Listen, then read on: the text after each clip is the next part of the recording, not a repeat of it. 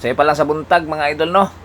Ilahan na ning giguyod ilang unit paingon diri sa tong shop mga idol, DA64B. Tungod kay wala na kadagan gikan sila og lakaw. Motong ni Tirik mo nang giguyod nila paingon diri sa tong shop mga idol.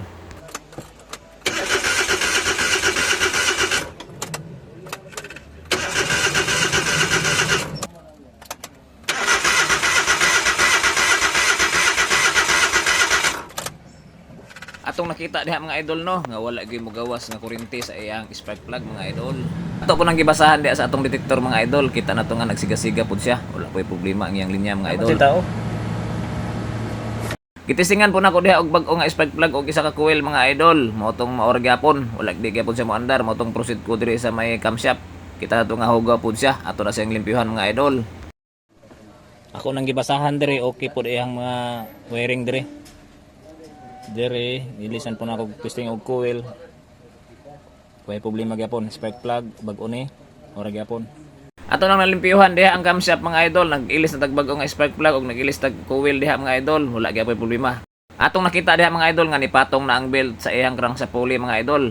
Murag dili gid kabasa ang iyang crankshaft sensor ani mga idol. Mao ning di gid siya kaandar mga idol.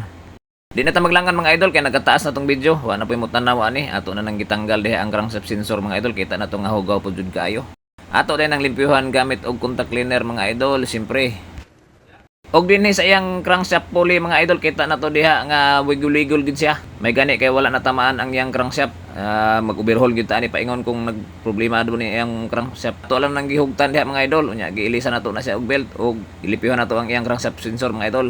Ang nagka-problema sa crankshaft sensor, dili mabasa luag kay mga idol.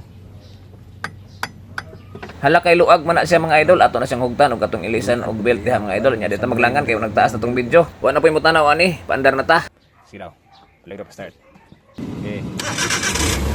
Ngayon no. Kita na to diha mga idol no nga one click na gid siya. Nagtuyok-tuyok na pud ang makina mga idol. Na-release na namo ang unit mga idol, nakuha na sa tag-iya. Okay na kayo mga idol. Sundi ko mga idol, daghan pa kay ni.